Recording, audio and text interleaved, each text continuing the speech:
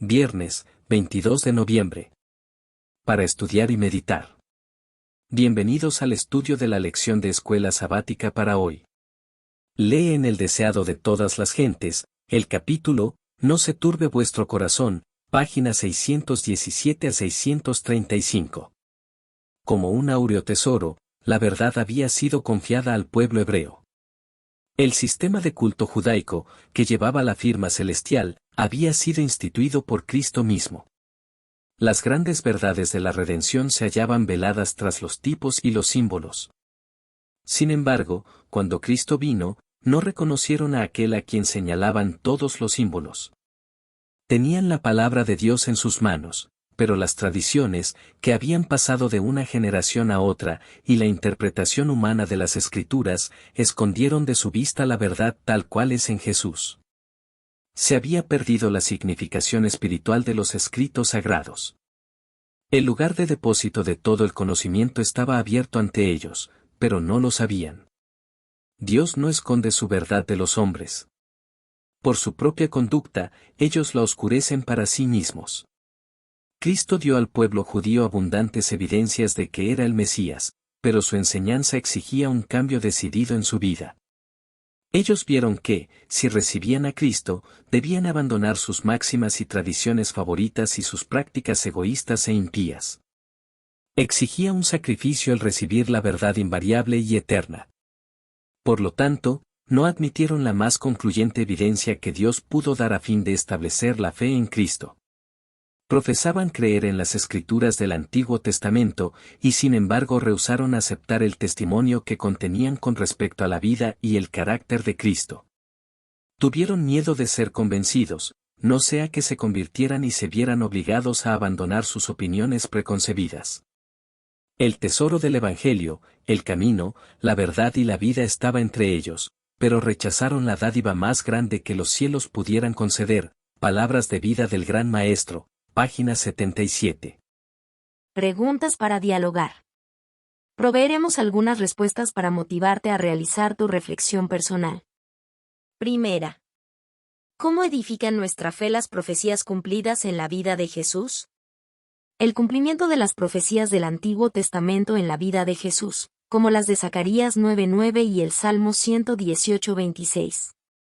Nos muestra la fidelidad de Dios a sus promesas y refuerza la autoridad de las Escrituras. Estas profecías, cumplidas de manera precisa, confirman que Jesús es el Mesías prometido, fortaleciendo nuestra confianza en la veracidad de la palabra de Dios. Además, nos recuerdan que Dios está en control de la historia, y lo que Él promete se cumple, edificando así una fe sólida y firme, Juan 5:39, Zacarías 9:9. Segunda. ¿Cuáles son los 3 o 4 principales obstáculos que impidieron que los líderes religiosos creyeran en Jesús? ¿Cómo se manifiestan también hoy estos mismos obstáculos? Los principales obstáculos fueron los siguientes. Tradiciones y filosofías humanas. Los líderes religiosos estaban tan apegados a sus tradiciones que no reconocieron al Mesías, aun cuando la evidencia era contundente, Juan 8:19, Marcos 7:7.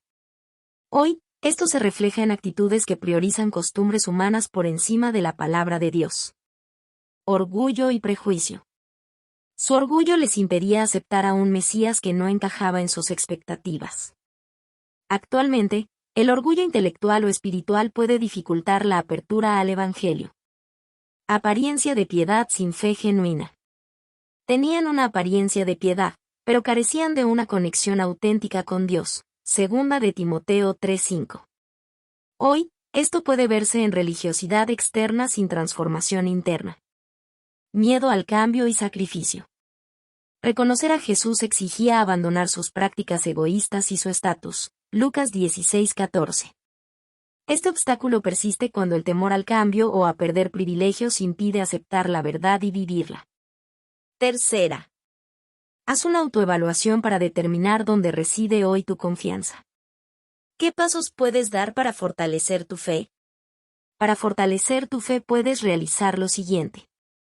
Escudriñar las Escrituras. Estudiar la Biblia con un espíritu receptivo, buscando entender la voluntad de Dios, Juan 5:39. Reflexionar en las promesas de Dios.